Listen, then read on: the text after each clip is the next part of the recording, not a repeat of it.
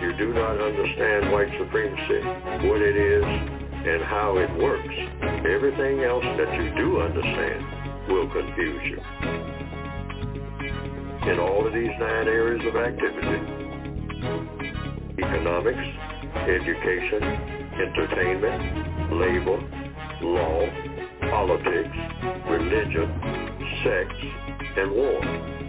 Anywhere on the planet, minute by minute, day by day, all of the time.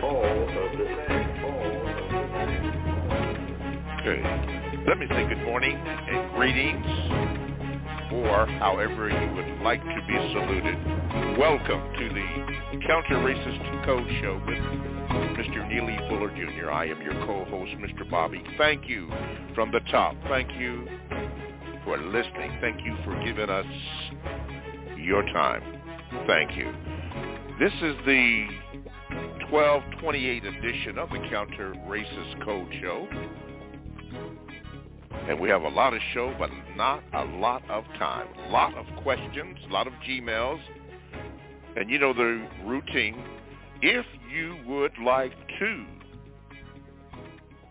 have Mr. Fuller answer your question, simply dial 516-453-9921. And please, ma'am, please, sir, please be brief. Please be brief.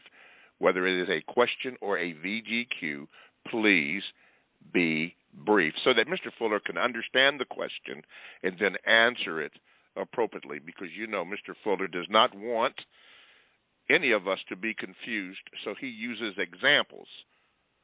And with that examples, there is logic behind that. So make sure that you understand that and do that, and it should be successful. You can also Gmail me at the numeral 7, Mr. Bobby, BOBBY, @gmail.com. And that will probably not be read today, but I am making an effort each show to go back and get the emails before the machine or whatever this thing is automatically deletes it. Questions on the telephone do come first, so bear that in mind. And we like to give Mr. Fuller a chance to answer questions there. But you can use that option to do that if you would like. Also, you can get into the chat room by going to blogtalkradio.com, and then you want to go where I think it says programs, and you want to hit the Produce Justice show.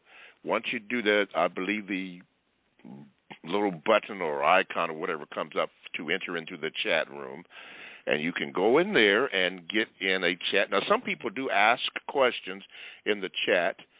Sometimes we have an opportunity to ask Mr. Fuller a question from the chat, but mostly not to do that. But if you would like to get into the chat and get in on the conversations, you can get in on the conversations, and they are outstanding. They are outstanding conversations, and you can give your 2 cents or whatever, how much money you have in there. So I think those are the things that we have to do in order to get the show started. So here we go. Let's start off by saying, let me introduce to some and present to others Mr. Neely Fuller Jr. Mr. Fuller, good morning, and how are you this Tuesday, the 28th of December? Good morning. I'm still learning. You are still learning. Okay, let's kick the show off. This comes from Anonymous. Ask this question here. Let me see here. Dear Mr. Fuller, I noticed that you seem to answer the same questions over and over each show or each week. And I was wondering, you have already given the answer for people to get a code, get the books, and so forth. Mr. Fuller, do you get tired or asking these questions, or why do people seem to still answer the same questions? Thank you for taking my question. I don't know. Maybe it's different people who are calling. I don't think it's the same people calling and asking the same question. It's different people calling and asking the same question that someone else, even a previous caller, on the same presentation during the same 2 hours. And sometimes I'll wind up answering the same question twice and going in maybe 3 times. And when I've already answered that question for one caller, and then another caller will call in a couple of calls later, it seems that way, I'm not sure, and ask the same question that I've already answered. So I don't know why that is. I'm not going to pass judgment on it. I'm just saying that's the way it is. And I have noticed that because there's a lot of questions that should be answered. But for some reason, it seems like, I guess if I went through all of the questions that have been asked, a lot of them are duplicate questions, a huge number.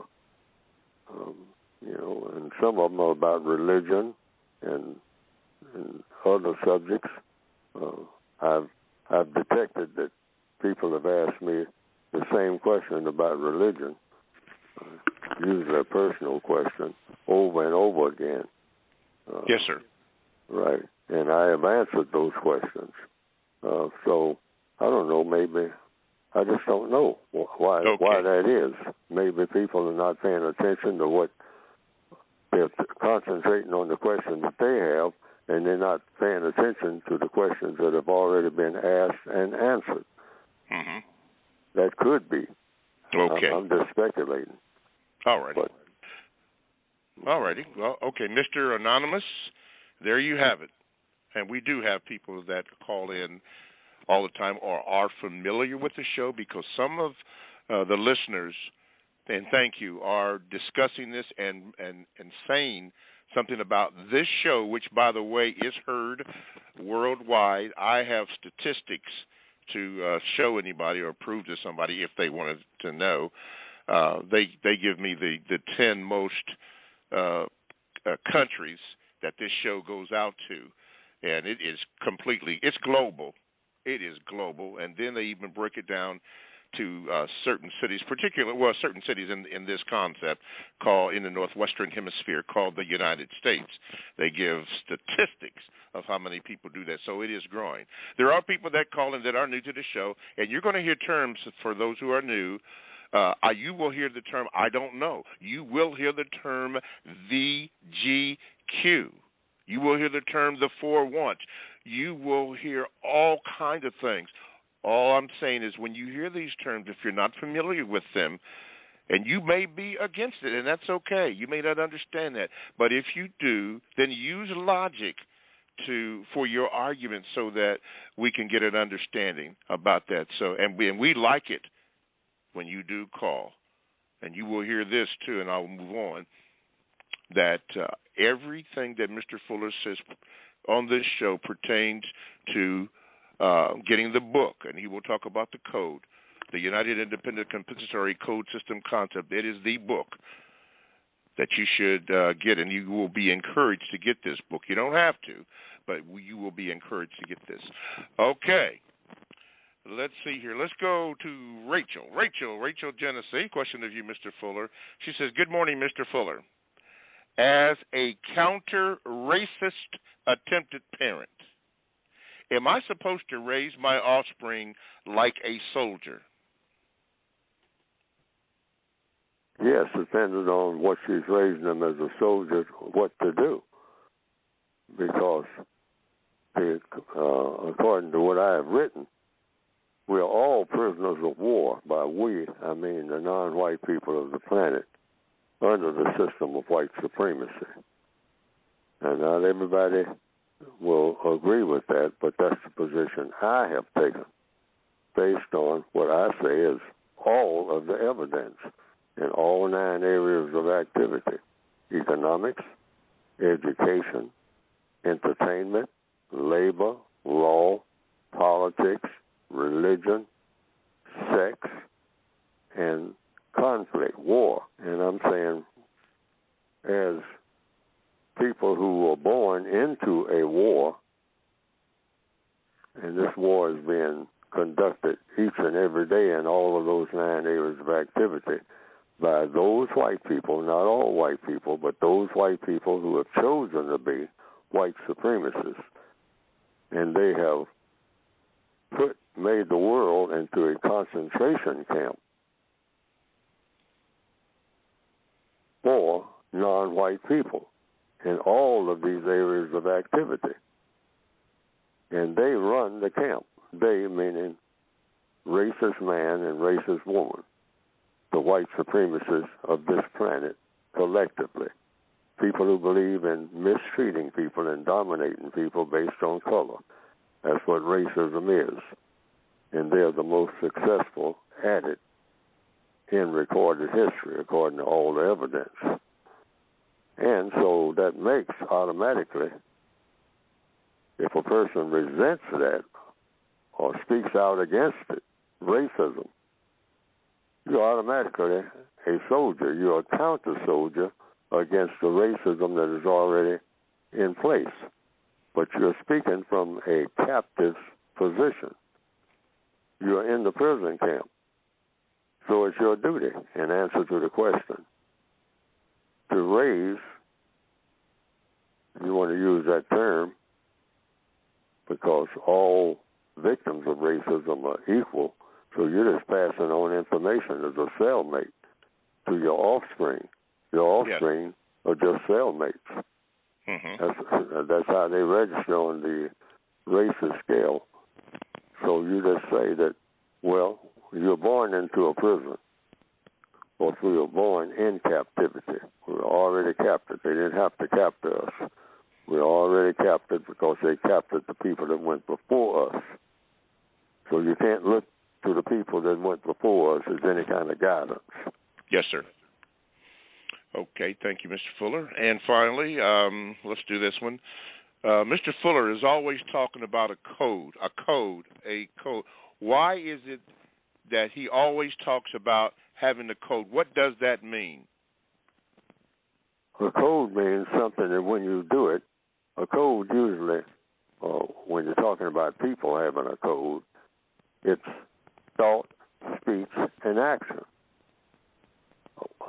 How you think, what you think about, and then what you speak about, because you'll speak about things you're thinking about, and then action, you act on what you're thinking about and what you're speaking about. And if you do it in a way that you repeat the same things over and over again because they work for you, that's what makes it a code. Yes, sir. You do the things that work for you, not against you, then that's what makes it a code. Mm-hmm. The white supremacists have the most successful political and religious code in recorded history, according to the evidence, because they believe in practicing white supremacy, speaking about supporting white supremacy, and they think about the system of white supremacy. That's how it came into being all the time, and that's why we have it as the strongest government that the world has ever seen. And according to the evidence, and that's just me talking now, the evidence shows that.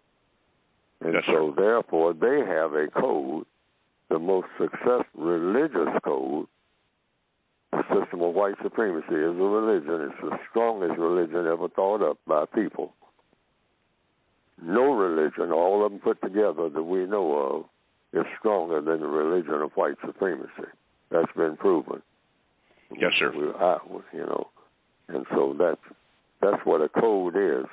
They keep doing the same thing in different ways according to a code, and it always works for them. That's why you still have it. The people who don't want racism to exist don't have a code.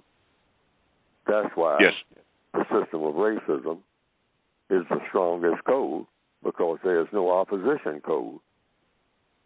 There's no way of doing things against it that have worked. Nothing has worked against racism. Nothing. that people have done so far, because it's still here. It's still here, yes, sir. Okay, thank you very much. Coming up next on the Gmails will be a shortened statement for Mr. Fuller by King Negro that will be read. But right now, we are going to go to the phone lines, and one of my favorite places, because my aunt used to live there, Brooklyn, New York. Toussaint, you are on with Mr. Fuller. Did I get you in here or what? Let me see. Nope. Yes, sir, you did. Yes, I sir, did. You did. Okay. There you go. Good morning, sir. Good morning, Mr. Bobby. Good morning, Mr. Fuller. I have a quick question, and I'm going to make it brief. The question I wanted to ask, I hope you guys are both feeling well this morning. The question I wanted to ask, Mr. Fuller, is there such a thing as taking yourself too seriously? If a person takes that position, it depends on, it all comes down to definitions. That's what code means. You have a definition for everything that you say. So when you say, quote, unquote, too seriously, what does that mean? At what point are you too serious? You have serious, and then you have too serious. So you have to define that because you are using the term. So that's what I'm saying. Words are very important in codification. Words are just about everything because we communicate with words. So in counter-racist codification, you are very precise, as you're supposed to be, with words. Because if you're not precise with words, you get something called confusion. And the white supremacists thrive on confusion in the minds of their victims. That's what makes them powerful, because they're not confused about anything. Yes, sir. Thank you, Toussaint. You know better. You don't have to be a stranger. Thank you so much, my brother. Appreciate your call. Let's continue. I believe did I get George? Simon, I think I might have accidentally disconnected somebody. Wow. Okay, George from Brooklyn. Marcus, by the way, call back in, Marcus, and they'll put you at the top of the line. I think I disconnected you. My bad. But anyway, George, New York, you're in the house. Go ahead with your question for Mr. Fuller. Hey, thank you. Good morning, Mr. Bobby. Good morning, Mr. Fuller. Good morning, sir. Yes, my question is, oftentimes we black people will see a black elected official come to office, and many times, most recently we could see that many times that these black elected officials are LGBT. They may be gay or lesbian. Now, they may be openly gay, and they also may be in the closet. And the reason, we may suspect that they may be in the closet is because they may be pushing a gay agenda, or they may have a look or a quirk or something about them that lets us suspect this sexual history. They may not be married. The woman may be masculine. But basically, my question is, what reasons do the white supremacists have to put in the closet gay into a black elected official who may be in the closet in office? Because we are starting to see this a lot more now. Let me know if you got my question. And the question is what now? What do you do about it? No, what ulterior motives may the white supremacists have for putting a black elected official who may be in the closet, and they know about it and not us? Everything that a white supremacist does is to make the system of white supremacists stronger. So they figured out a long time ago that if you confuse a person's sexuality, you can confuse them about everything else real easy. Because sex is a very strong urge. Sex, the need, that need to, that sexual drive that's in every person, in every animal. Dogs fight about sex. All right, you see a dog fight, a whole lot of it is about sex. that's why they compare people with dogs sometimes. They say, my goodness, I mean, you know, act like a dog when it comes to sex. Just running all over the place, just going crazy, out of their minds, okay? Because it's a powerful urge. It's an engine. But an engine, like an automobile, has to be attached to a steering wheel. But we usually get the sexual urge before it's attached to anything. People usually do. You just start getting those urges. You don't even know what's going on. And that's why people who have ulterior motives, like child molesters, they like to catch you early. See, so you got all this sex drive and you don't know what to do with it. You just know that something is making you sexual, and you don't even know what sex is, and you're just going crazy. I mean, you can't sit still. You got all this volatility, all this heavy engine going. I mean, and it's going. So someone seizes it, and they steer it the way they want it to go. That's why, like I said, child molesters say, hey, you got to catch people early because they get their own steering wheel, and then it's too late. So catch them early. I mean, get into the school systems and whatnot. If you're a child molester, you want to be, hey, I get them in the kindergarten, you know, before anybody notices anything. I'm the only one that knows what's going on. I'm right there with them every day, all right? I pick out the one that I want, and I steer them in the way that I want them to go, okay? And a whole lot of priests have been accused of doing that. Catching little boys real early, you know, and they wear their gowns and all like that, and they say, you are not really, you know, a boy, or you are a boy, but, you know, you're a boy who's really basically a girl, okay? And you come on back here in the rectory, and I'll demonstrate to you what I mean. All right? So that's how that works. Why? And the white supremacists figured out, hey, if you catch them like that, or if you can steer them in that direction, even when they are, you know, way past puberty, if you catch one, you know, you make a politician out of them. You can make anything you want to out of them because, you know, they're usually, you know, you can make them very articulate, give them the best jobs and all like that, sit them behind a desk. They love titles. All black people love titles because they're title crazy because we taught them to be crazy about titles. They all want to be somebody, so we make them to somebody. We tell them when they are somebody. You are a PhD, this, that, and the other. Why? Because I said so. All right. So the white supremacists, see, they got a code that's the most successful on earth. Nothing like it. So that's a part of it in answer to the question. Okay. Steer those black people in the way of where you dominate their sexuality. All right? And then if you can steer that black male into the direction of chasing a white male rather than a female, that's a perfect situation. Yes.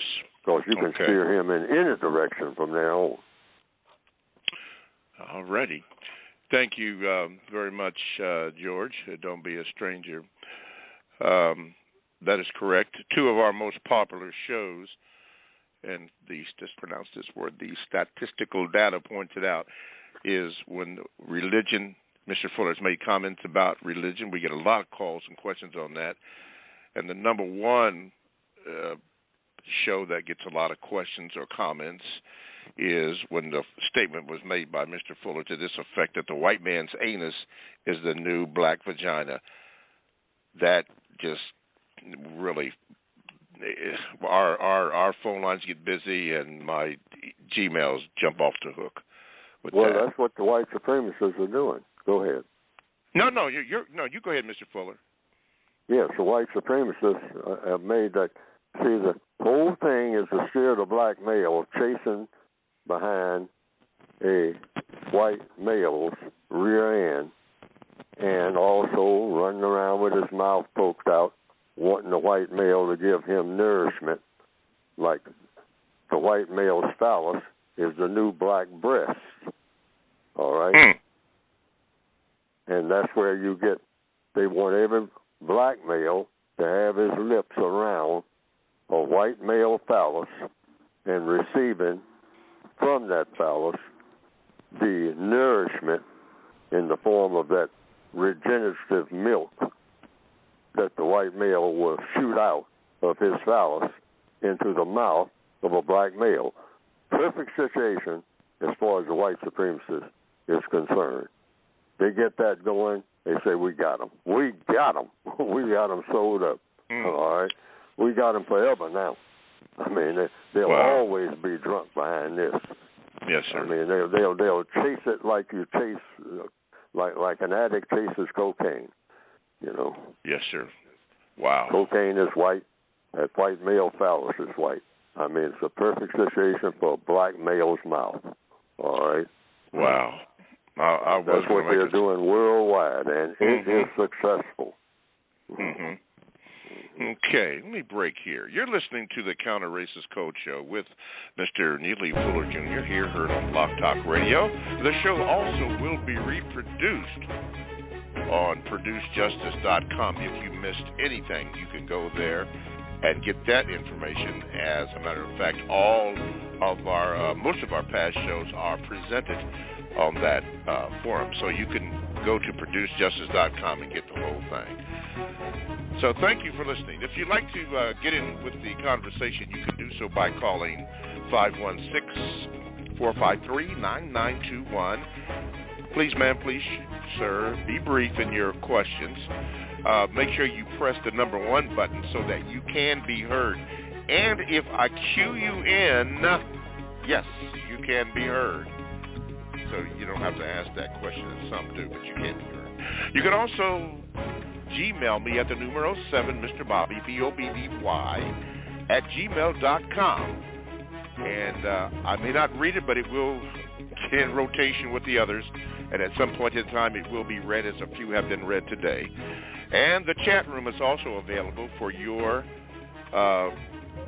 pleasure. You can get in there and join the conversation.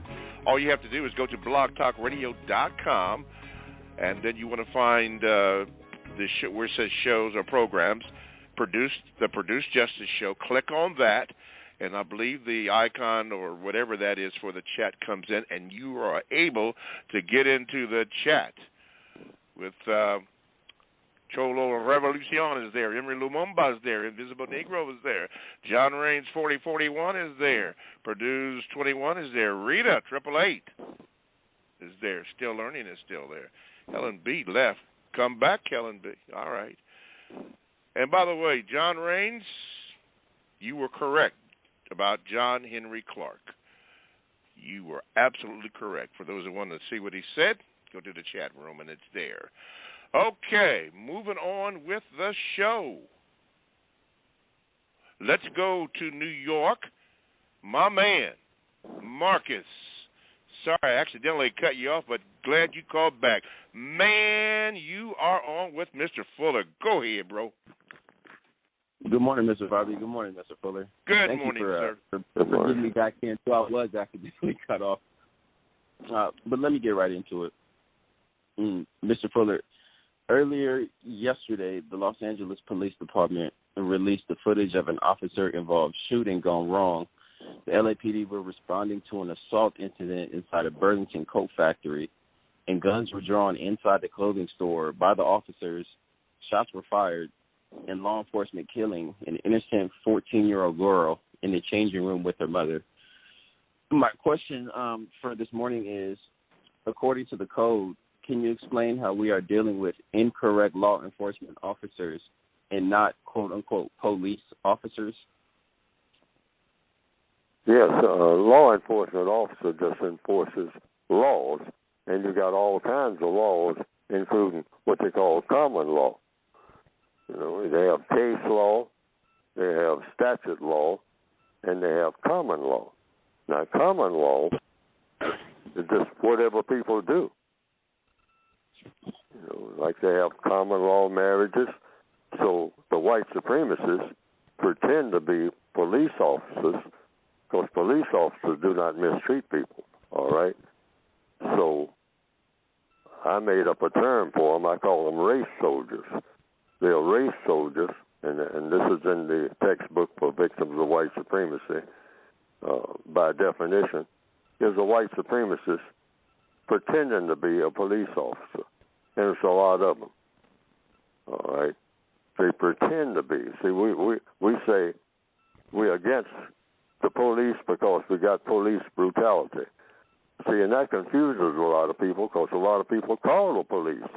Said, oh no, we got where I live. You better have some police out there. You want a police car sitting in front of your house 24/7. Otherwise, you're gonna get burglarized 24/7 where I live. I mean, from other black people. I mean, they sit there waiting on you to go to work. There'll be about 8 of them sitting out there on the curb. And they know that you're going down there and catch the bus, so you ain't going to be back no time soon. And so they go and ransack your house. And every time you come home, your house has been ransacked. I want the police sitting right there on my porch. I mean, that neighborhood where I am, and that's in a lot of places all over the world.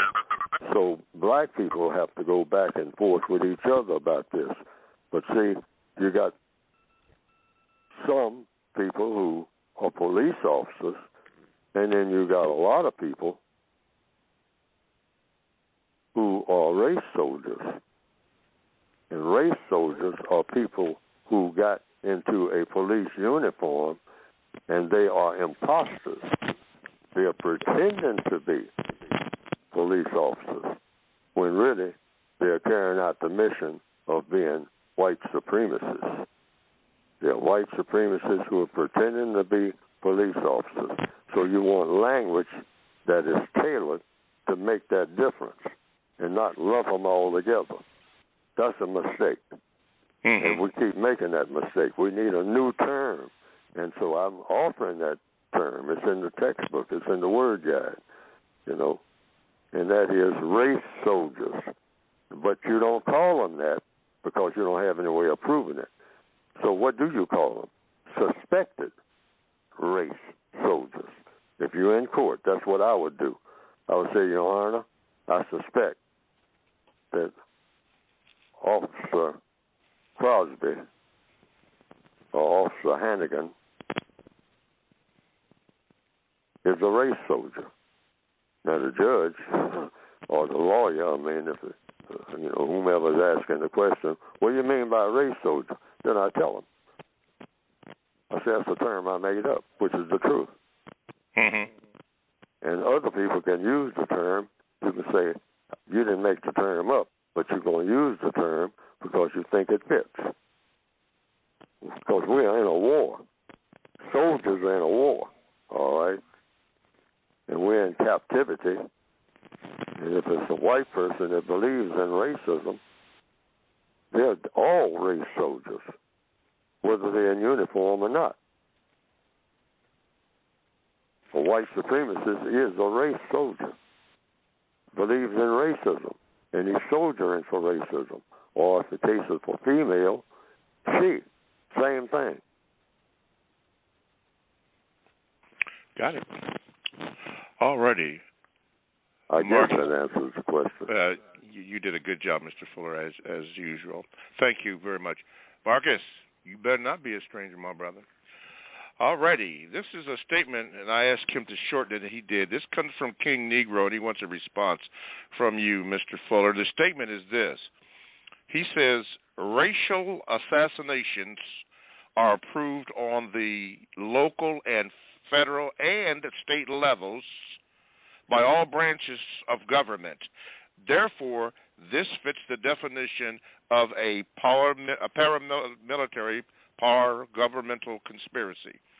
Always, scholars and radio hosts continually assert and have convincingly proven that so-called, quote, black-on-black, end of quote, violence is actually an ethnic removal and extermination campaign carried out by police and government snipers. King Nero wants a response to that, Mr. Fuller. I don't have a response except to say that under VGQ, Victims Guaranteed Qualification, the person is making a statement. I didn't hear a question there. So people should think about that statement that was made. This is information we're receiving. Think about it and act on it if it's something you should act on.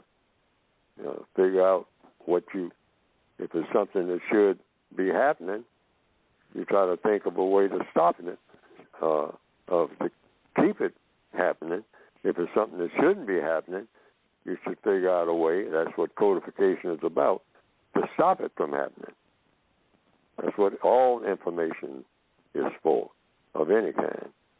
Mm-hmm. How do you react to it, the information that you get? What do? You codify it. Meaning what? If it's a problem, you figure out a way to solve it. That's what.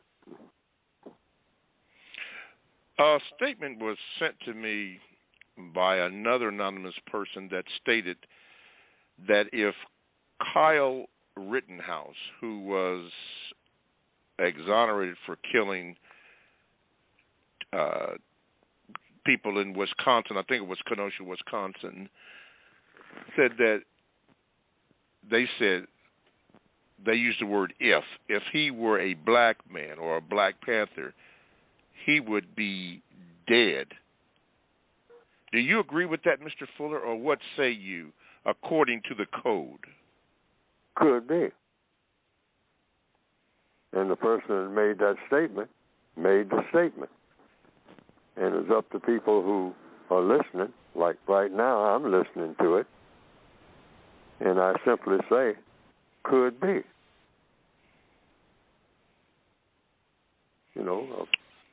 May not be, but could be. See, I don't really know about what would happen in a specific circumstance. I don't really know. I can't say that I know this for sure, but I'm saying there's a great possibility that might be the case. Okay. All righty. Let's do this. Jaleel has written this. Mr. Bobby, can you ask Mr. Fuller the following question? We were told that if you received the 2 shots from hell, that you were fully vaccinated. Now, according to Dr. Fauci, they're saying that you have to get a booster shot from hell in order to be considered fully vaccinated. I'm trying to use logic, Mr. Fuller, but it seems to me that they are making up stuff as they go. How should non-white people proceed in the event that the booster shot from hell is being mandated? I don't know. Even when I had my shots, which I have had 2 of them, and now they're telling me I have to have a booster, I don't know. I'm a prisoner of war. I know that. And so I might be told anything. I'm told what to eat. I'm told where to work. I'm told where to go to school and what I'm supposed to learn when I go and what I can say when I'm in school and what I bet not say when I'm in school. I'm a prisoner of war. So prisoners of war sometimes are told by their jailers, by their prison masters, report to the dispensary. All right, get a move on. So you get a move on and you go to the prison hospital and they say, we're going to give you some shots because we got an epidemic going on throughout the prison here. Line up. You say, now, those of you who don't want it, you're going to die of something or another and whatnot in your jail cell, and we're going to isolate you from the other people so that they don't die, okay? Now, you don't know what to believe. You're a prisoner of war. So I'm a prisoner of war.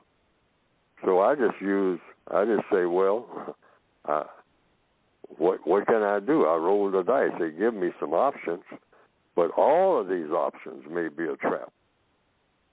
They give me 5 things that I can do, and all 5 are a trap. So it just means I'm being further victimized. That's all that means. Okay. Question in the chat room. In your opinion, Mr. Fuller, this comes from Rita 888. Why is the vaccine being withheld from black countries? They struggle to get just one. To the extent, here, I'll come right out of the code on that one. It's a standard answer for a whole bunch of questions. To the extent that a white supremacist has anything to do with it, it is to give greater strength to the system of white supremacy. Unquote. To the extent that a white supremacist has anything to do with these vaccinations, the purpose is to give greater strength to the system of white supremacy. That's a standard answer to a whole bunch of questions. Yes, it is. Yes, it is. Okay, and as we move on, listen, you can call in by this number, and you're welcome, Rita 888, 516-453-9921. Be sure to depress the number. Well, I say depress, I mean press the number 1 button. I guess you could depress it. I don't know. Press the number 1 button so that you can be heard or ask your questions to Mr. Fuller. Before we go on, Mr. Fuller, a question came up about why do you say that interracial marriage is illegitimate? It's illegitimate because people who are married are equal. You have marriage between equals, according to compensatory logic. A marriage, 2 people agreeing to be with each other in what they call a marriage, are supposed to be equal. Otherwise, you don't have a marriage. If they're not equal, both of them have as much, one has as much say-so as the other on all matters. They have an agreement. See, they agreed to get together, so they must agree on everything else. All right? And when they have disagreements, they're supposed to be temporarily until they come to an agreement. Otherwise, they don't have a marriage. So, prison masters cannot marry a prisoner. That's not an equal situation. And the system of white supremacy is a prison system against all people who are prisoners of that prison system. So if you're non-white in a system of white supremacy, you are a prisoner of war of everybody who is white. You have that status. You don't have any other status. So it's like, for illustration, I've given this before, it's like the prison master coming into the jail cell of the prisoner, like some of them do, and have sexual intercourse with the prisoner. Now, that's not a marriage. In fact, that's rape. That's what that is. That's sexual assault. And in the system of white supremacy, a white person having sexual intercourse with a non-white person, black, brown, red, yellow, beige, tan, anybody of color,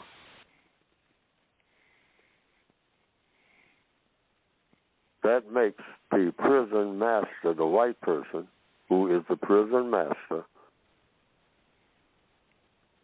an illegitimate mate, so-called, of the prisoner that they're having sex with. They're not equal. The prison master went into the cell and can come out on his or her own and go wherever he or she pleases to go. The person who has been seduced, who has been assaulted, they can't go nowhere. The jail door slams behind them. They don't walk out because they had sexual intercourse with the prison master. No, you're still a prisoner. That didn't make you an equal because you had sexual intercourse. You have to be a non-prisoner in order for it to be equal. That's basic. According to what? Neely Fuller? No. According to logic.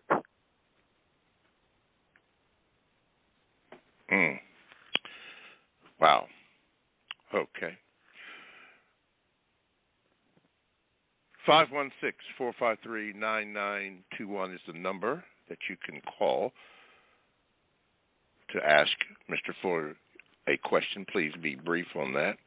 Mr. Fuller, before we go to talk about the book, there's been a statement that was made. I don't think it was made in error, but a statement that was made about the code book. And as I have mentioned to people who are new to the program, and even some that are been with us for quite a while, you don't have to agree with everything in the book. These are just suggestions. Mr. Fuller, can you explain why you don't have to agree with everything in your code book?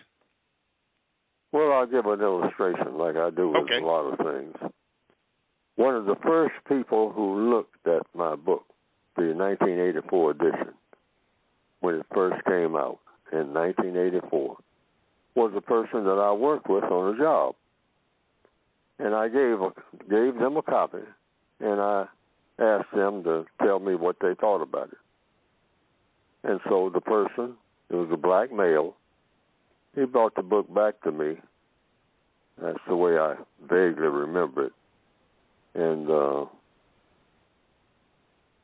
he said, Fuller, I looked at this book, and what you got here is nothing. And I said, well, what do you mean by that? He said, man, there ain't nothing in this book that I can use. You said there's something I could use in this book. I can't use nothing in here. He said, this ain't about nothing. You know. I said, you didn't get nothing out of it? You know. Say, man, you know, you ain't got nothing. You're just wasting time. You need to be doing something else. That book ain't about nothing. You ain't saying nothing, you know. And so I said, that's your evaluation of it? He said, yeah. And I said, my response, and so this goes out to the world, that's exactly the way that the book is supposed to work. You get something out of it if you get something out of it. And if you don't get anything out of it, you don't get anything out of it. It's just that simple. It's just something that exists. It'll either help you or it won't. The person was telling me the book doesn't work for them. There ain't nothing in there that they can use. Well, that's the whole law of compensation. Law of compensation means you make up for what's missing, that you need something, that is something that you need as an individual person. Might not be the same thing that the person down the block needs, but do you need it? And if you look through this entire code book, the copies that have come out since then, since 1984, you have the 2016 edition, the updated version, and a word guide that goes with it. You can look all through it, and you use what you choose to use. It's totally democratic. So it's no offense at all if a person says they read it from front to back, and they didn't see nothing in there that they could use to do anything that they wanted to do. Because that's what this person was telling me. So that's what that means. For everybody in the whole world now, I'm repeating that same thing. hey, if there's nothing in there that works for you, give the book to somebody else as a gift or something like that. I mean, because it's supposed to work for you as an individual person.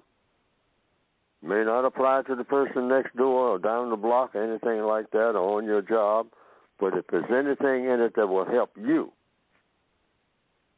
do things that will produce what? A constructive result for you, then that's what the book is for. But if you can't find nothing in there, you can legitimately say you wasted your money. And Neely Fuller took your money and then give you nothing in return. And you can claim that to the whole world and should. Okay. Where can, but for those who are interested in getting the book, Mr. Fuller, how and where can they get the book? Go to producejustice.com, and it's a brief description, maybe not adequate, really. I don't think it's adequate, in my own opinion, of what the books are about and how to get them. You got a word guide there that shows how to use words, and everything in these volumes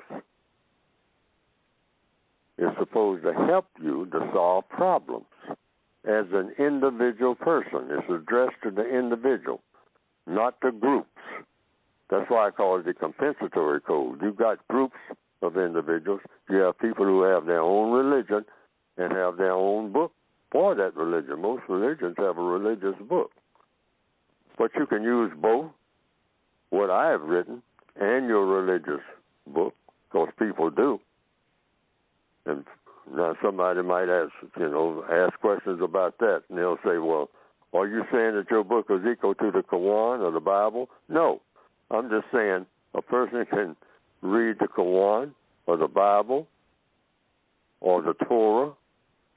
These are religious books, or the writings of Confucius or Buddha, or the writings of the Hindus, and still use stuff that's in my book.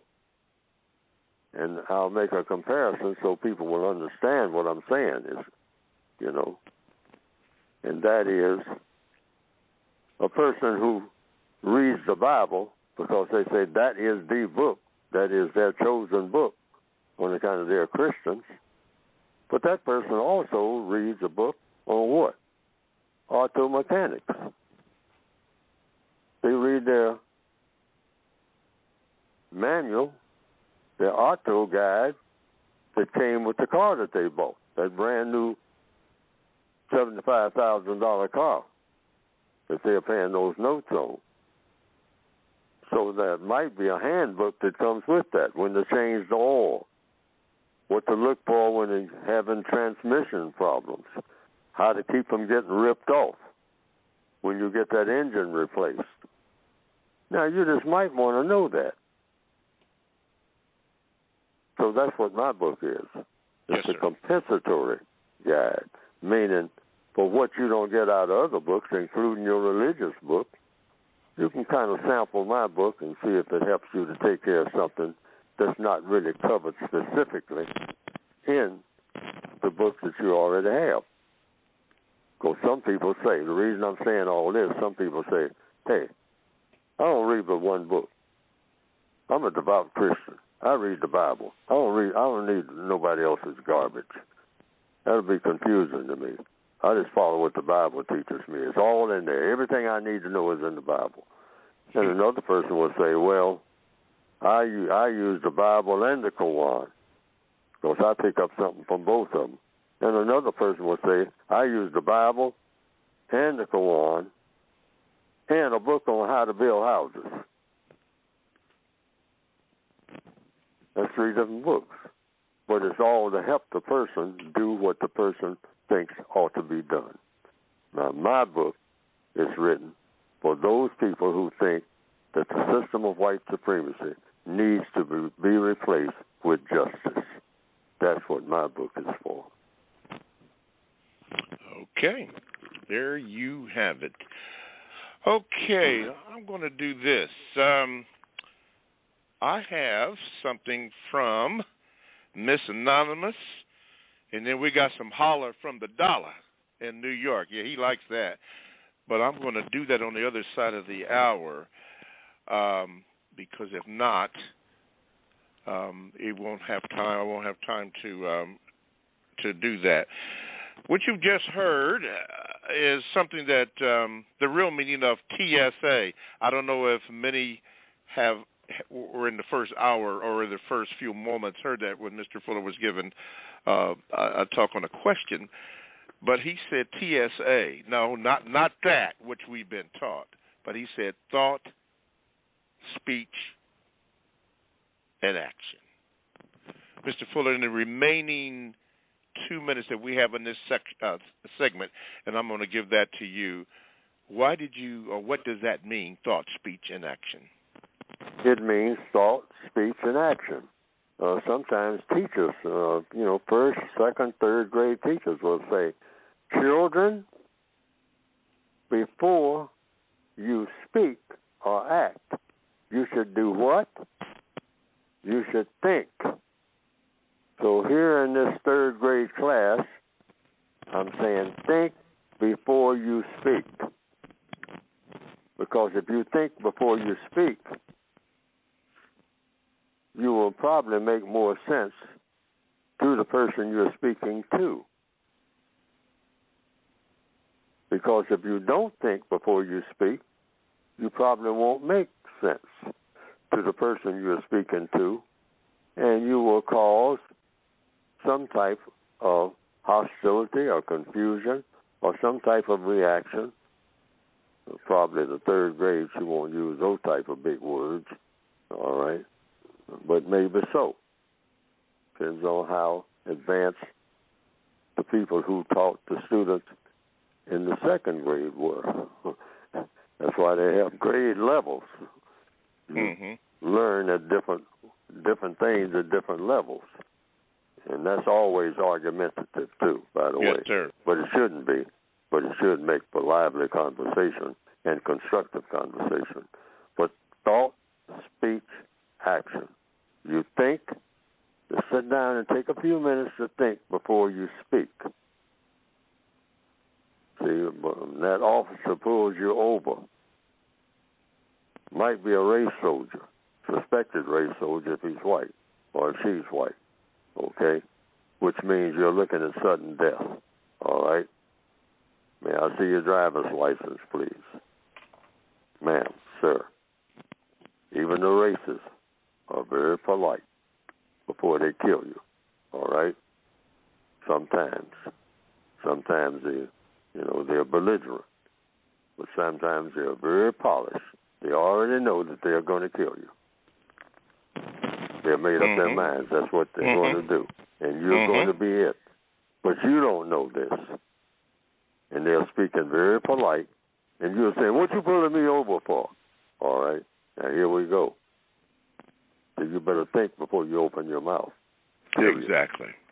And the code says, because this is what I do, because I want to still breathe. I know where I am.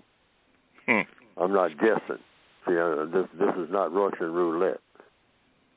I get pulled over, I'm terrified. I hear you. All right. I'm terrified. I'm looking at sudden death. Really? All right. That's what's in Neely Fuller's mind. I'm looking for Fuller. You're going to be dead in the next 5 minutes. Period.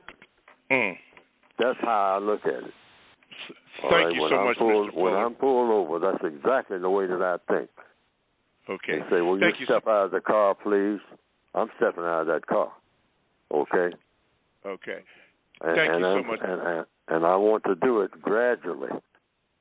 Don't make no sudden moves. Yes. All right. Thank you so much, Mr. Fuller. Sorry to interrupt you, but we have to conclude the first hour. So thank everybody who's been listening to the first hour of the Counter-Racist Code Show.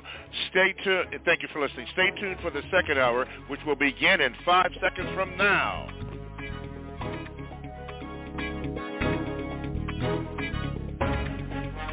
Okay. Okay, welcome to the second hour of the Counter-Racist Code Show with Mr. Neely Fuller Jr. We thank you for listening. Listen, if you'd like to get in contact with the show, you can do so by calling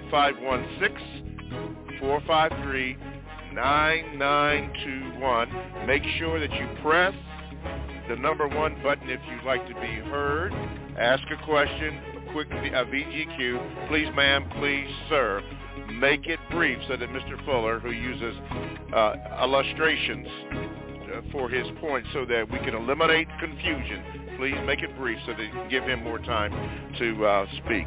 You can also Gmail me at the numero 7, Mr. Bobby, BOBBY, @gmail.com. And you can also enter into the chat room by going to blogtalkradio.com. There's an icon there or something there that you can go for shows. Yeah, Produce Justice Show. You can do that. Hit that, and then there's another space where you can get into the chat room right there. And to the chatters, I'm going to say this. There's a song you already know it. I like the way you're working. No diggity, no doubt. If you don't have any nerves, if you're scared, don't go in the chat room because they will eat them up, Al.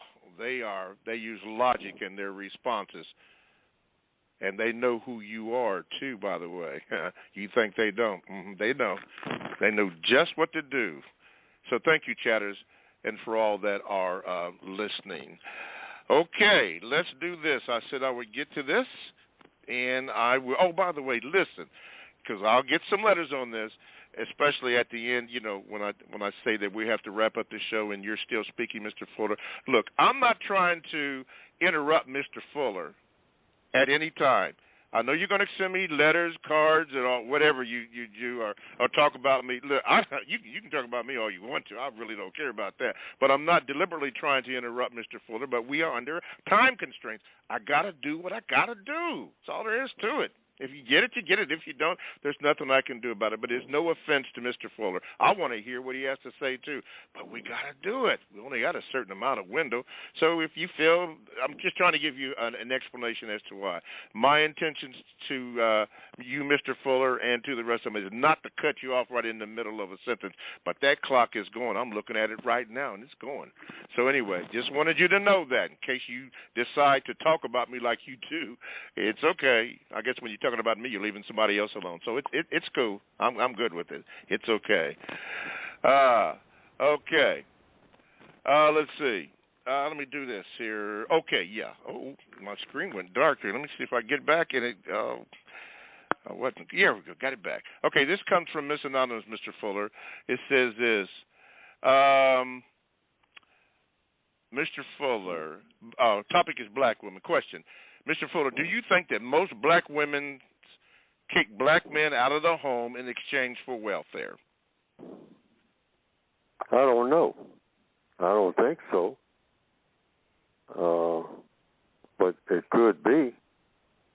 I don't know. The only people that really know for sure are the black females who do that. So the way to find out is to ask them, why did you put him out? And if she tells the truth, then she should, say, so I could collect welfare. Because he's not bringing me nothing. That would probably be the reason. So I got to, have something coming in. There's an old saying among some black females that I think kind of makes sense. And that is, never have a man in your bed and an eviction notice on your dresser at the same time. And I'm saying I understand the logic of that.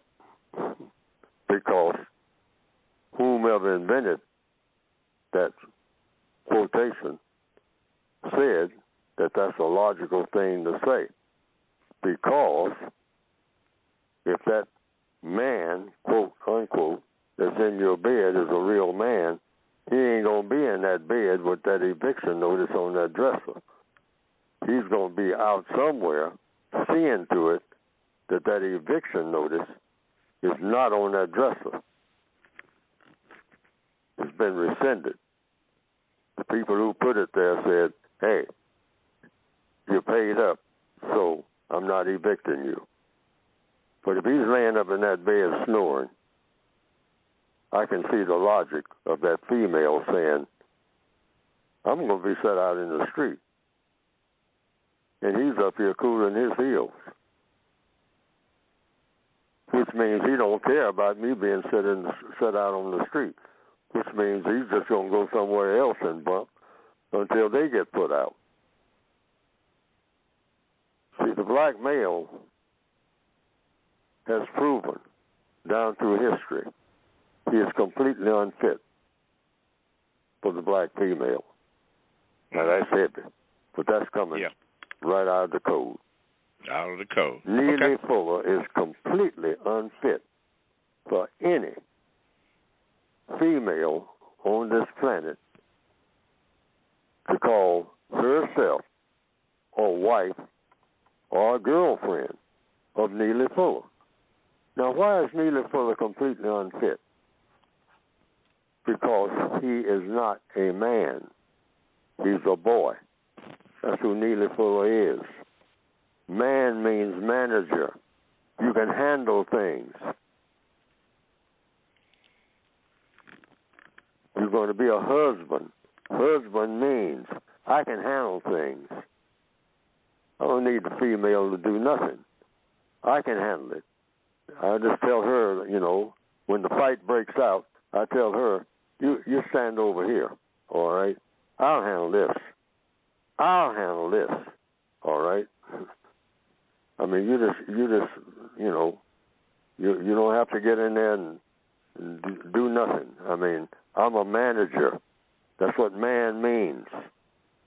And I don't have to walk around with a sign. Now, the white supremacists don't walk around with a sign saying, I am a man. But in the 1960s, you saw a whole lot of black males walking around with signs saying, I am a man. Why?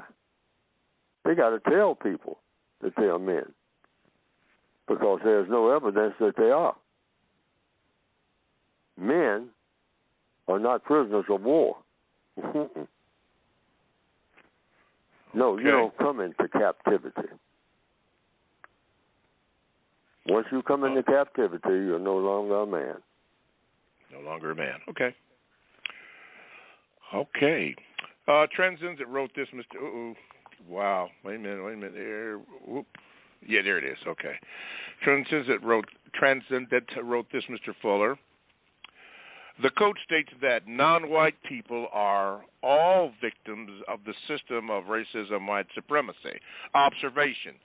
Other non-white people, so-called Asians, Middle Easterners, Pacific Islanders, Hispanics, like Mexicans, etc., are never given the tongue lashing that so-called black people are given in these public discussions. My question is, Mr. Fuller, why do you think that these other non-white people do not call into these type of shows to discuss their plight under the system of racism, white supremacy? And then he has another question, but I'll let you answer that one first.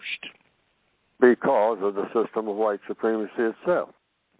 The white supremacists decide which non-white people are going to get this and get that and be able to have so-called nations and whatnot. Who's going to get the vaccine and who's not. Who's going to get the ships. Who can build ships. Who can build aircraft carriers. Who can have an army. The white supremacists decide this. See, they say, well, the white supremacists have been defeated by some non-white people. No, they have not. They just decided to quit. They wasn't defeated.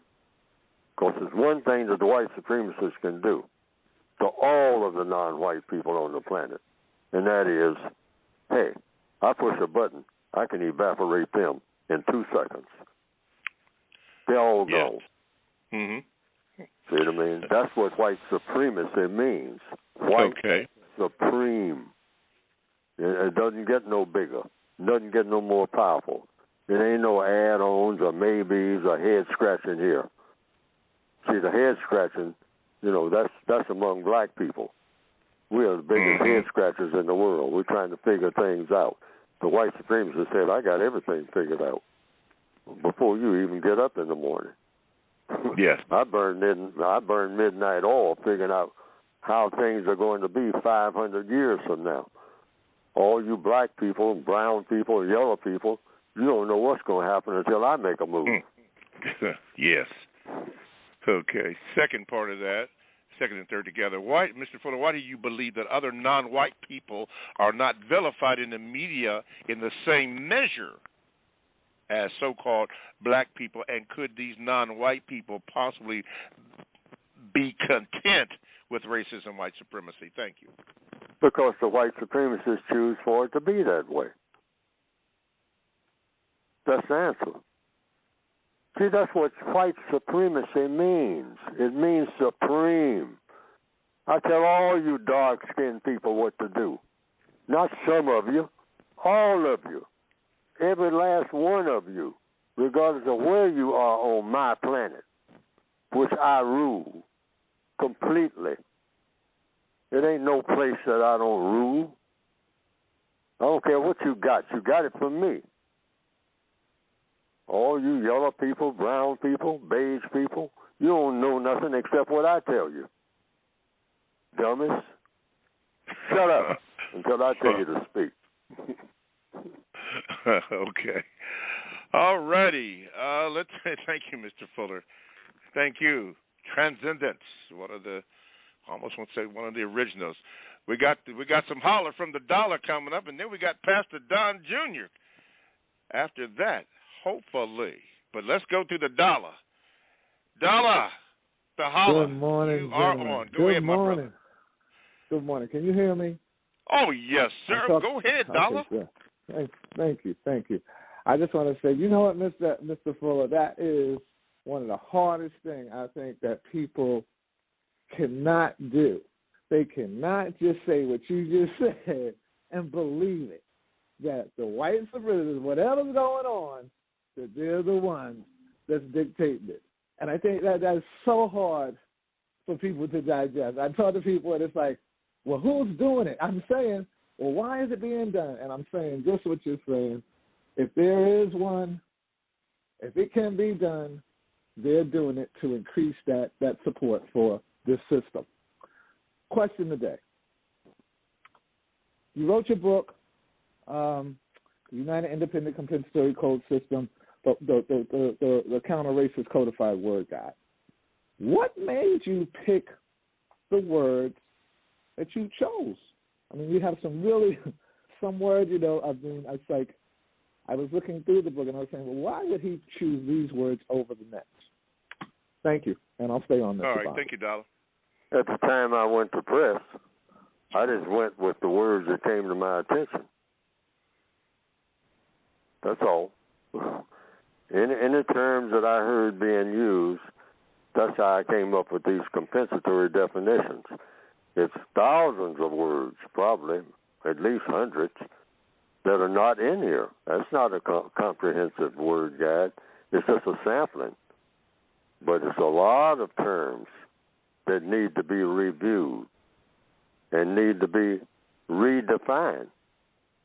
Because I actually redefine words. Like I said, racism is white supremacy. And there's only one race. That's the white race. There's no other race. The white supremacists will say, oh, no, you got, half a dozen races. You got almost 2 dozen. In the Northwestern Hemisphere, they say that it's 21, okay, including something called some other race. I don't know what that would look like, some other race, but it's in there. In the Northwestern Hemisphere, the latest census says there's a category of a racial category called some other race. Now, what does some other race look like? If I walk down the street and I'm looking for some other race, what would that person look like? Some other race. I don't know. Nobody answers that question, but it's in there. It's in the census. some other race. You can put it down, check mark it. See, so in answer to the question, I just say I'm going to give the samplings of some words that need to be redefined, and I'm going to redefine them. And people said, Fuller, you can't do that. And I said, how can you say that I can't do it and I just did it? So you either made a true statement or you made a false one. Something's either true or false. Say, yeah, but that's not what people. I said, hey, I'm people. Where do you think words come from? People make them up. So I'm people, so I'm making up words and making up definitions for words that we already have heard. New definitions, compensatory definitions. They say, yeah, but you get somebody to accept that if they want to. I accept it because I wrote it. See what I mean? That's what codification is about. It's a whole new way of looking at this, not only the race issue, but looking at the world. And that's what needs to be done anyway. Black people need a whole new way of looking at what they've been already looking at, of seeing in a different way what they have already been looking at. Because what they have been looking at and their reaction to it ain't working. Now, that's for sure. And we all agree that it ain't working. Absolutely. Absolutely. Okay, let's do this. Thank you, Dollar Bill. You know better than to be a stranger to me, but love hearing from you, my brother. Thank you. Okay, let's go here. Pastor Don Jr. from Florida. Pastor Don Jr., welcome to the program. You're on with Mr. Fuller. What is your question? Sir. I'm sorry?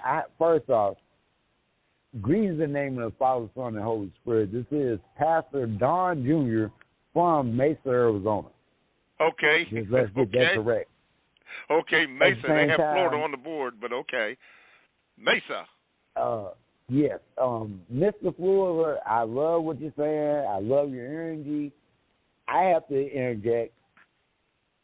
I've been serving the Lord for over 20 years. I've lived in 30 out of 50 states, been up and down the highways. I've seen road accidents. I've seen people get shot. I've seen my best friend get shot next to me. They didn't shoot me, but they shot him. I was like, wow, what can I do? Nothing. So life is crazy, but this is a new year coming, and we have to embrace these new opinions because we have social media, digital media, and there's thousands of people online that's getting this media for the first time, and they don't know any better. So whatever we teach them, that's what it's going to be. That's going to become our reality. So the narrative is we have to put out positive energy into the world so that we can change the platform that everybody's on. This social media, the radio shows, I've been on over 10,000 podcasts, 5,000 radio shows, and it's the same narrative. We are not making it because we're not discussing knowledge and we're not putting it into action once we hear it. We hear it and then we hang up and that's it. I want to ask a question to the man, Mr. Fuller. I have 300 winning team members all across the globe. They got CEOs and I got people that's homeless and broke. But these are the people I deal with. I want to ask, what kind of advice would you have going into 2022? I was born March 22nd, so it's my year.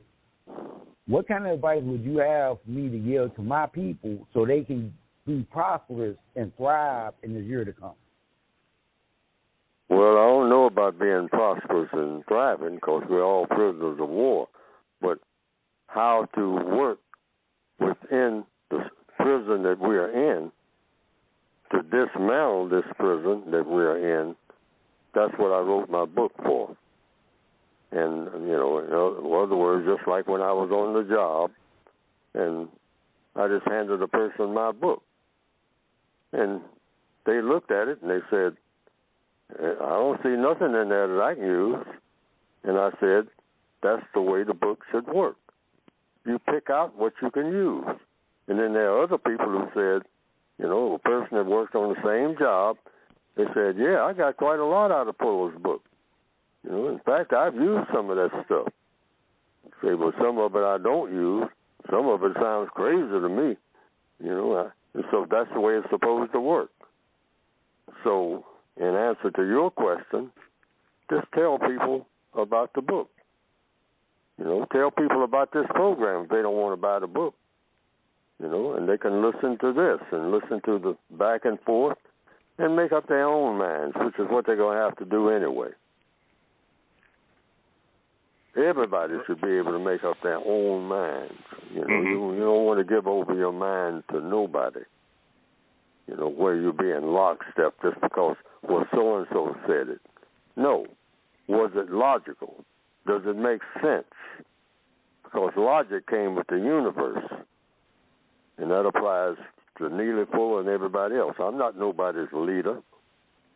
I'm not qualified. I don't aspire to be nobody's leader. I'm not qualified.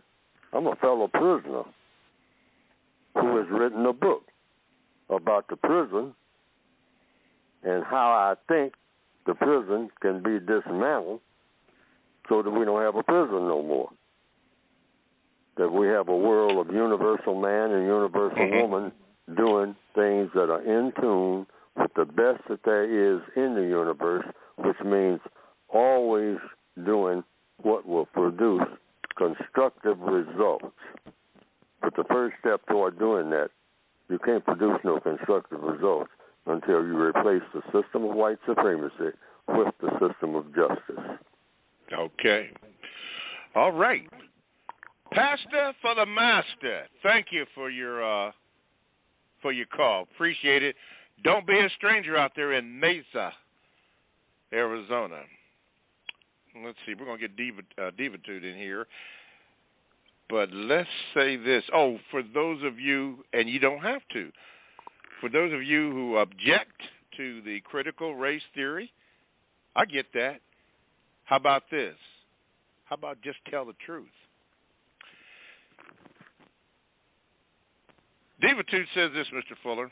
She said, Mr. Fuller, is there a way to ask a suspected white supremacist a question without them getting suspicious of you? Many white supremacists can tell when a black person is less confused, so they often try to sabotage your efforts in learning. How can we be more strategic in asking suspected white supremacist questions? You be strategic when you ask a question, regardless of whom it is, whom you're asking the question to. And if they ask you why you're asking the question, you just simply give what should be the answer. So I will know what to do and what not to do and what to think and what not to think. That's why I'm asking the question. It means I don't know something that I should know. So that I can produce what? 2 words, constructive results. Always let them know, sir, ma'am. You know, if they show signs that, what are you up to? Or become belligerent, you'll say, sir, ma'am. Now, this is code. That's why I say we need a code. All I'm looking for is a way to produce the most constructive result out of what we are doing here, what all of us are doing here. I just want the most constructive result. And then you can ask another question. Is there any problem with that? Constructive results. Problem solving. Is there any problem with problem solving? Sir, ma'am. Always be polite. That's all you do. And if they say, yeah, there is a problem, then you can say, okay, what is the problem? Because you don't want to make a problem. You want to solve problems. And you let them know that. All I'm trying to do is solve problems. I thought that's what we are all here for. But maybe that's not what we're all here for. So maybe you can tell me what we are here for, sir, ma'am. Ma'am. Mm-hmm. Mm-hmm. Yeah, mm-hmm. always be courteous and just ask questions. That's all you got to do. They're suspicious of you asking questions. Why are you asking so many questions? You'll say, so I will know what to do and what not to do in order to produce constructive results, which means solve problems. We are all born and put on this planet to solve problems. Now, how do we know that? According to compensatory logic. We know that because we have problems to solve. Yes. If we wasn't supposed to have problems to solve, we wouldn't have them. Whatever created this universe knows about that. So we are given problems to solve. So that's what we're here for, solve the problems we're given. Yes, sir. Just like church bingo, they hand out everybody a card. You figure it out, all right? Okay. You got your own individual card. Yeah, I mean, looking at somebody else's card ain't going to help you. It's not going to help you. Okay. From the chat room, Transcendent just wrote, said, I hope people really hear and understand what Mr. Fuller is saying. Quote, I'm not anyone's leader. No. Thank you, Transcendent. If you'd like to get in the chat room, by the way, you can by going to blogtalkradio.com. And all you have to do when you go there is search for for shows. I think that's what it says, shows. And you want to go to, I want to say justice. Come on, Mr. Bobby. Come on, man. But you want to go to that icon. The name escapes me. That's why in radio I'm trying to get that filled in because I don't have it right in front of me. But you want to go produce justice. Yeah, you want to hit that. Thank you, Mr. Bobby. You want to hit that, and then when that comes up, there's a place for you to go into the chat room. You can do that, and you can join the chat. And they are in there, and they are in there heavy. Yes, they are. So you can do that. And by the way, you don't have to agree with everything that goes on. You don't agree with everything in life, but it's okay. Just be logical about whatever you're doing. What do the facts say? That's what you want to do. Stay with the facts because that will lead you to the truth. Okay. Let me do this. You are listening to the Counter-Racist Code Show with Mr. Neely Fuller Jr., and I am your co-host, Mr. Bobby.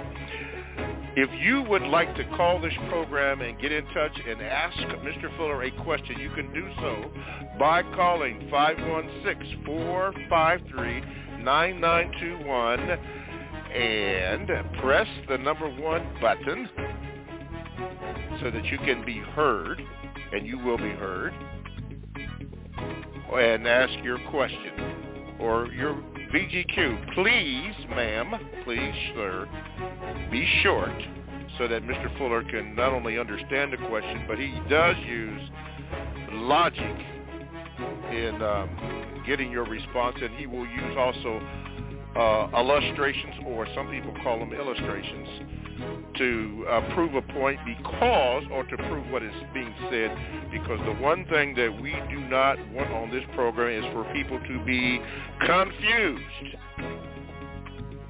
So that's why he does that. So we need to give him ample time to give those examples so that we can get as much understanding as we can. I was getting ready to say complete, but I don't know if that's possible to get a complete understanding. But do so. You can also go into the chat room, or rather go into the Gmails, 7Mr. Bobby, BOBBY @gmail.com. And that'll do it. And, of course, I did give the information about the chat. Okay, yes, I'm excited about radio. I've been in radio 52 years, and it just seems like it was just yesterday. Started out as a sportscaster and also reading commercials. Still love to do that when asked to do that, have done that. But I'm very blessed that Mr. Fuller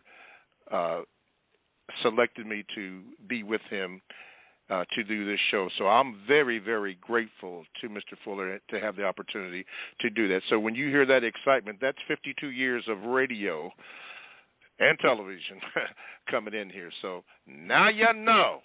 Now you know. Okay, let's see here. Before I get to you, Terrence, I always want to call you Torrance because I do have a friend named Torrance, but this is Terrence. I will get to you, but I want to get to this question here. This is from Aaron Duncan, and to show you that I do go back and get the Gmails. This was on November the 9th, and I will also inform Mr. Aaron Duncan of that Mr. Fuller is addressing his question. Here it is, and then I will get to you, Terrence.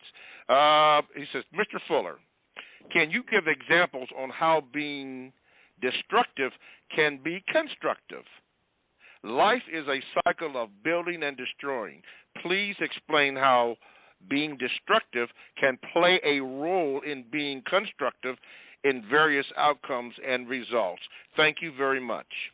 Well, you're being destructive of the system of white supremacy anytime you're doing anything that produces constructive results. That's the answer. The white supremacists do not want black people to do anything that makes sense. They will pay big money to have black people involved in all kinds of stupidity.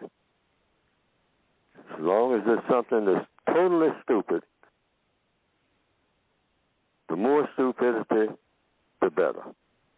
And that's a part of their code. See to it that those black people out there, are going to embrace this package we're going to give them, and this package is full of nothing but absolute stupidity.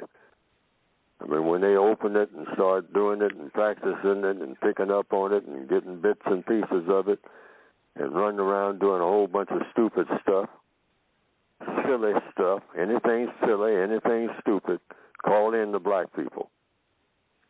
The serious meeting after the serious meeting is over about serious things, about accomplishing things for the system of white supremacy. After that meeting is over, then that's when we open the door and welcome in the black people. Have plenty of chicken and whatever they want and whatnot, and give them plenty of titles as they step in, hang medals around their neck. We used to hang nooses around their neck, and we can still do that. But now we soften it, but we're doing the same thing. That medal ain't nothing but a noose, all right? But they don't know it, okay? They run around bragging about it now. And I got this prize. They just awarded me. And we say, yeah, see, they like trinkets. Yes. You show them something that shines and whatnot, they get carried away by it. Something shiny, something that's supposed to be cute, all right? Something that's supposed to bling, bling, Oh, they love that. They're primitive people. They think like 2-year-olds. Keep them that way, all right? Okay. All righty. Terrence, hang on, Terrence. Let me do this because this was up. This comes from Mr. Fuller. This comes from the Kingdom of the Black Nation. It says this. Greetings, Mr. Fuller. Last Tuesday, I heard you say that you would like your book to be translated in all languages, and I agree. Your information saved my life as I am facing the extreme and worst of white supremacy, which is the kidnapping of our black children for the purpose of abuse. I believe your book should be Black People's Bible. I am an Ethiopian mother who grew up in Germany.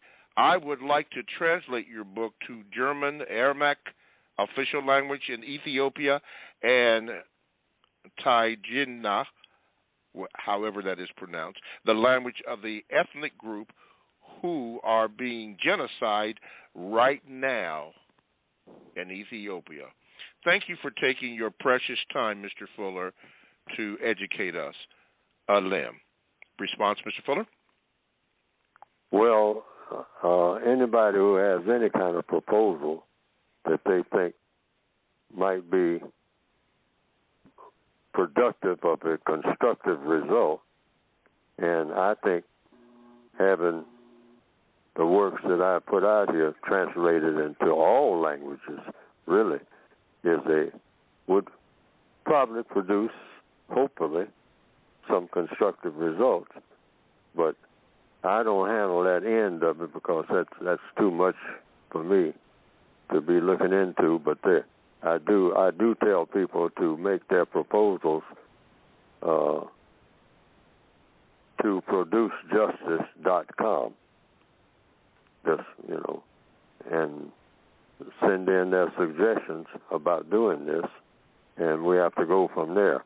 Now, thinking about it, though, I think that's somewhere down the road because we're too overwhelmed with so many other things right now.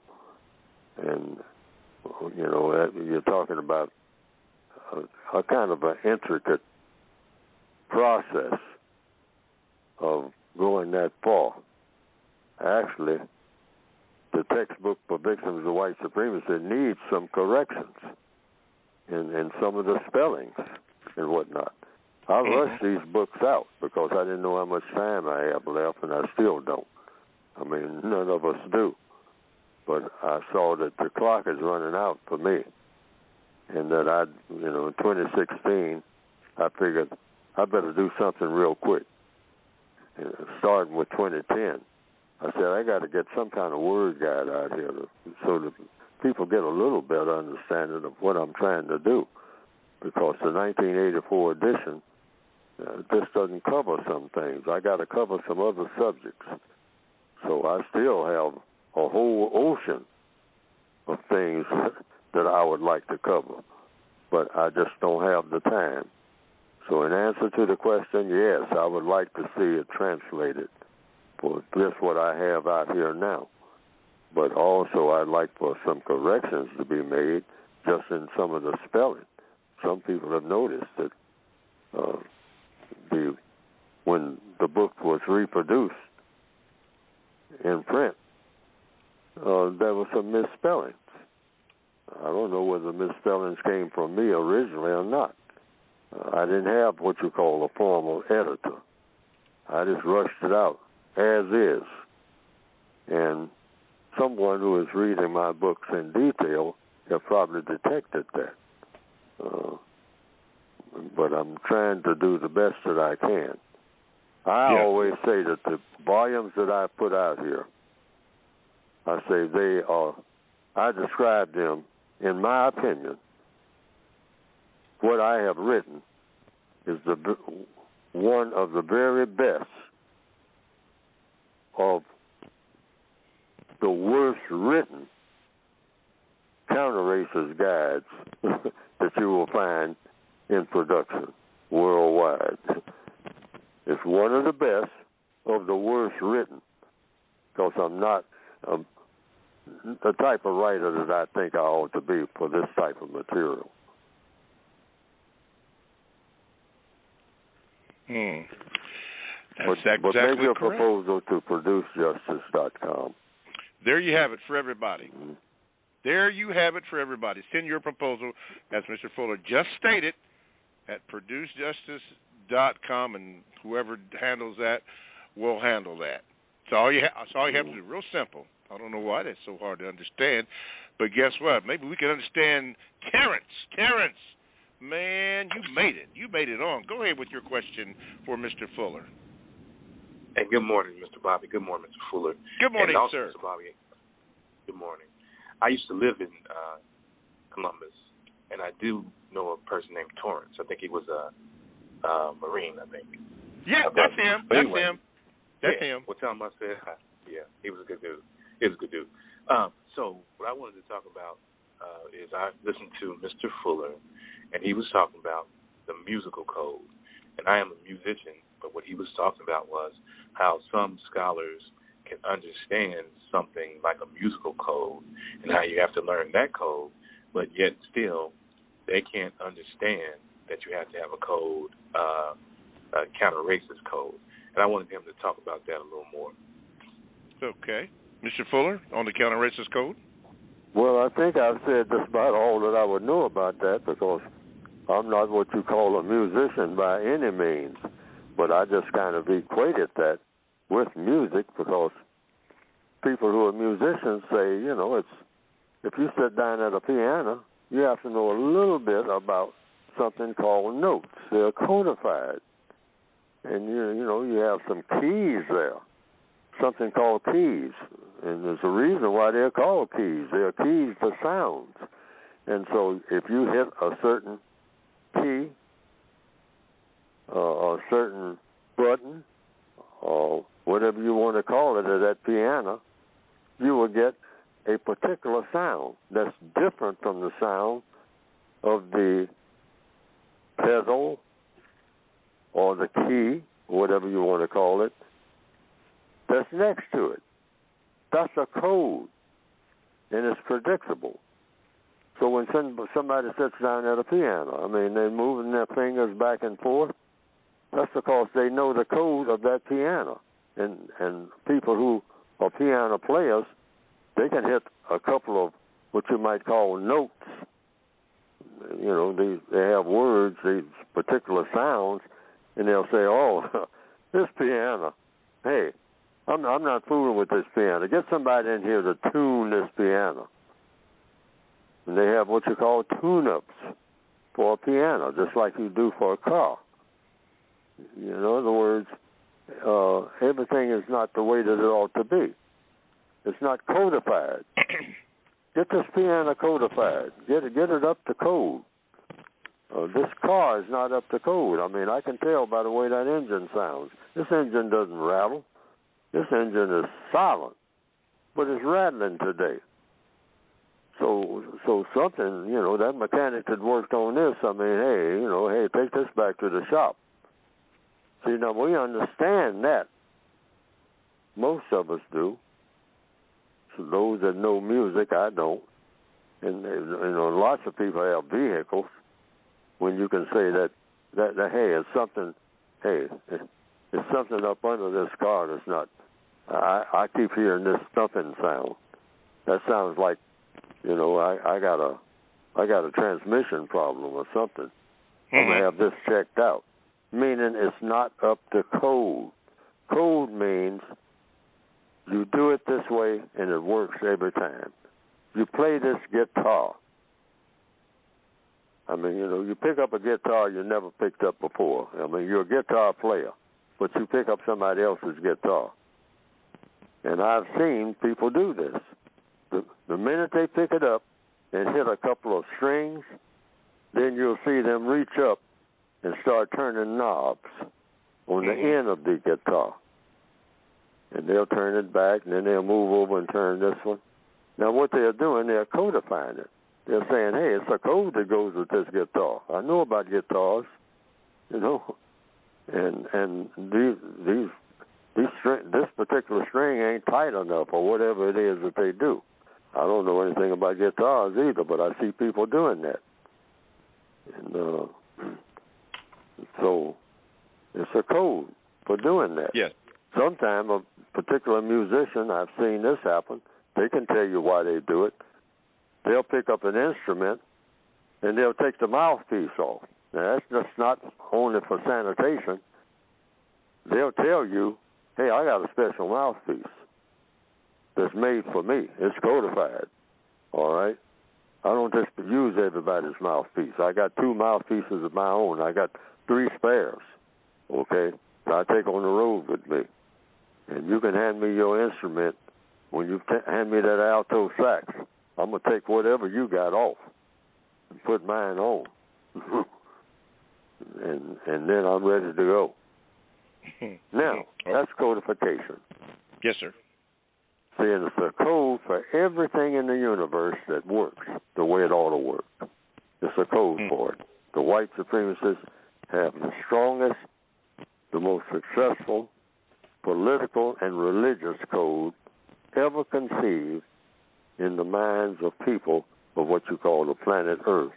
According to Neely Fuller, no. According to the evidence. They're the most successful religion, and they're the most successful politicians. Okay. Meaning interacting with people the way they want to and getting what they want out of people. Yes, the sir. white supremacists, nobody beats them at it. Nobody. Okay. I have a lot. Thank you, Terrence. By the way, his name is Torrance Hines. Yes. Marines. Yes. And like you said, good dude. Yes, very good dude. Speaking about those jazz people, Mr. Fuller, I have quite a few jazz people that I am friends and associates with. And one thing that I noticed that one of them told me one time that there is no bad notes in jazz. And I said, why? He said, because it's improvisational. And, you know, hey, you just go with it. I appreciated that. Okay, so now I know. Okay. So thank you again, Terrence. Let's do this. Now I'm okay, yeah, let's do this. Okay. This comes from LeSherion. Said implicit bias. VGQ in a question. VGQ, I feel like the term implicit bias is sometimes used to fool people into believing that there are no white supremacists, only white people who accidentally practice racism due to their unconscious bias. That was the VGQ. Here's the question.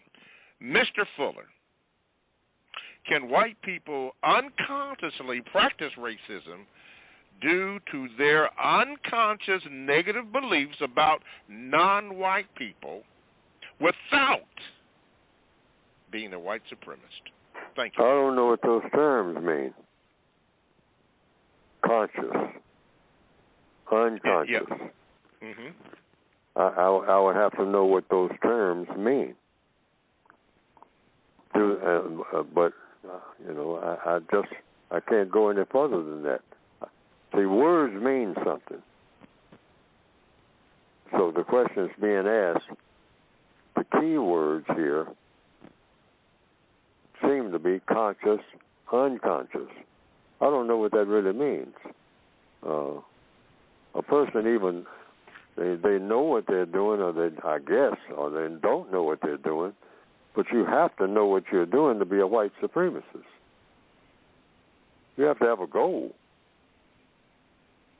So a white supremacist has a goal, and that is white supremacy. So I don't see how a person cannot be aware, if that's what the word conscious means, that they are trying to be supreme when that's what they're trying to be. I'm either trying to drive the car or I'm not. Mm-hmm. They'll say, well, Fuller, you're driving the car, but you're doing it unconsciously. Well, how am I driving the car? I mean, I got in the car. I deliberately did it. This is something I did on my own. Nobody placed me in the car, and then I'm sitting there wondering why I'm in the car. You saw me open the door and get in the car and start the car up and drive down the street. Now, was I conscious of what I was doing? I would say, according to the evidence, yes. Why? Because that's what I chose to do. Now, how would you say that you chose to do that? Because that's what you see me doing. And then nobody asked me to do it. Nobody made me do it. Okay. So I don't know, you know. Like I said, words are supposed to mean something. So I don't know, you know. A lot of people have used the words conscious and unconscious. I've heard psychiatrists use these words. Yes, and sir. I've never known exactly what is meant until they explain what is meant. Yes, sir. All words have definitions. Okay. Let's go here. Let's go, I believe, Virginia.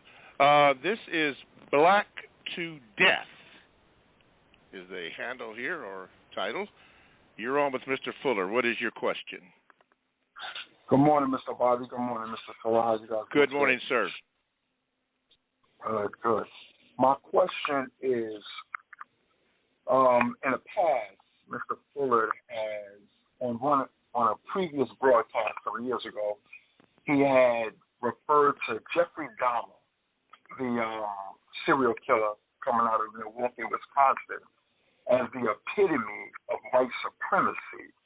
And Mr. Fuller had gave a good analogy to why he labeled Jeffrey Dahmer the epitome of white supremacy. If Mr. Fuller remembers saying that, I would like for him to explain to the audience and refresh my memory of the details of why he came up with calling Jeffrey Dahmer real intricate and real a white supremacist based on the crimes he's committed in Milwaukee, Wisconsin decades ago.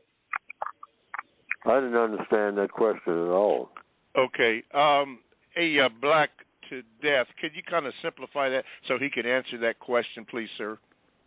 Sorry for the confusion, Mr. Fuller, Mr. Bobby. You know what? Let's go off of that. I had two questions. I don't want to deal with that one. I'm sorry for wasting your time when it comes to that.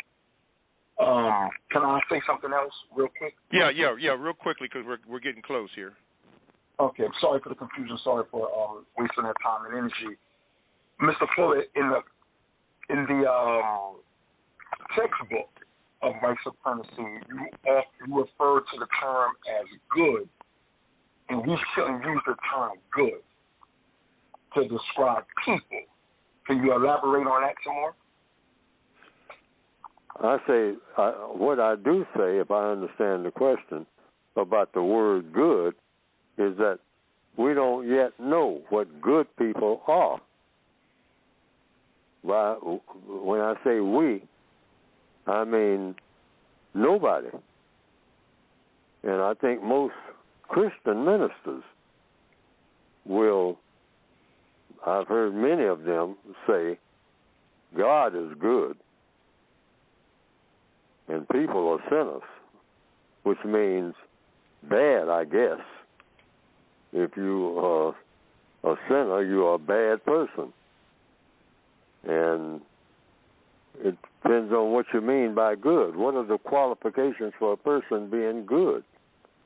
Now, you can give all words a definition, like I do. I give samplings of words that, even the word American, I have described what an American is like nobody else has that I have heard so far.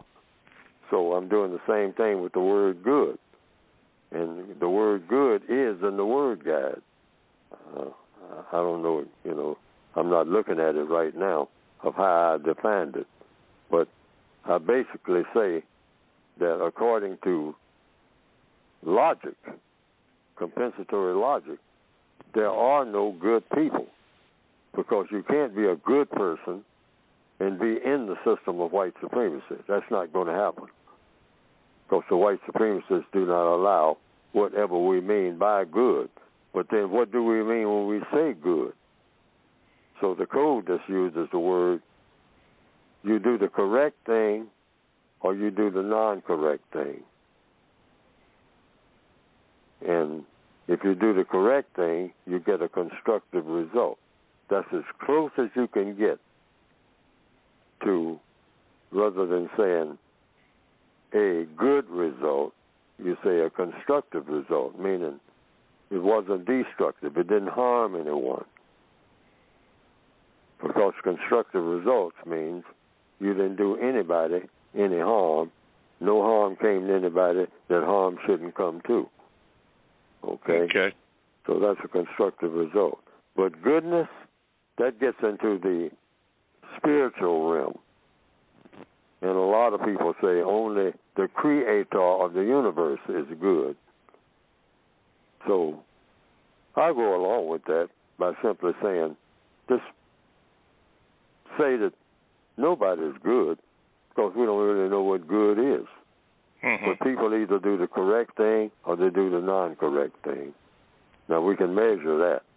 Yes, but sir. Goodness, there's no way to measure, in my opinion. In your opinion. Okay. Mm-hmm. Thank you, Black to Death. Thank you. Don't be a stranger.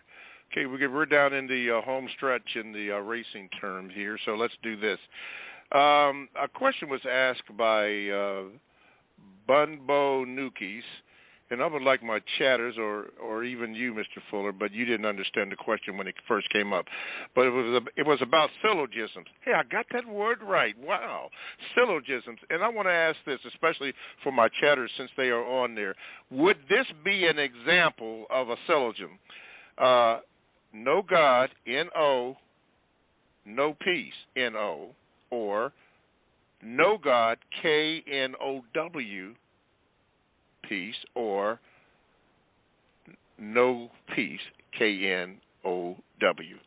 If you know the answer to that, because I simply do not know, if you know the answer to that, put it on the chat so I can see that. Mr. Fuller, before we talk about your book and wrap the show up, would you mentioned when he had wrote this question about syllogism before, you said that you didn't understand what he was talking about. Have you had a chance to explore that yet? And the word was what? Syllogisms. S-Y-L-L-O-G-I-S-M-S. I have never heard that word before. Okay. All right. That takes to care my of knowledge. that. Okay. Right. I don't know anything about that.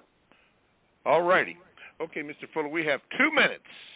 So before the clock runs out and we cut us off, so talk about your book for a minute, and then we'll do what we have to do here. Yeah, go to producejustice.com, and it will cover a lot of the things and answer some of the questions probably that people have that haven't been answered on this program. That's what the book is for. It's a book that's supposed to help the individual person daily do whatever they are doing and do it in such a way that they always get the constructive result. Something that works for you and not against you, wherever you happen to be. That's what the book is for. It's designed for the individual person. That's why it's called the United Independent System. Mm-hmm. You're united probably in agreeing with somebody about how something should be done, but you are, quote, unquote, independent. I could have used the word individual in how you go about achieving it, because everybody's circumstances are different. There are some people in some parts of the world, there are whole sections of the book that when they read it, they'll say, what is he talking about? Because that doesn't apply here. That doesn't apply to anybody that I know. We don't have those kind of customs here. Okay, so Neely Fuller is always writing from limited knowledge. You have to understand that. See, I'm just going by where I happen to be in the world. But with a full understanding that in other parts of the world, certain things that I say are a problem or no problem at all to the people in that particular part of the world. But something else might be a problem. So the book is all a matter of, you might say, being democratic. You pick out what you want, what you can use, and the rest of it, just leave it lay. Because you say it doesn't apply here. It doesn't apply to me. It doesn't apply to anybody I know. So you just breeze past that, like you do in any set of instructions or suggestions. Okay. You can get the book by going to producejustice.com. All righty. Thank you very much, Mr. Fuller. As we wrap it up, listen, thank you all for your calls, your comments, your participation in the show. But we appreciate that. This is the last show of this year, as far as I know. But thank you very much. Hopefully we will be real good next year. Thank you, Mr. Fuller. Thank you, callers. Thank you, all the producers and everybody. Thank you, thank you, thank you. And we hope to see you next week. Thank you, Mr. Fuller. Thank everybody for listening. ProduceJustice.com. Yes.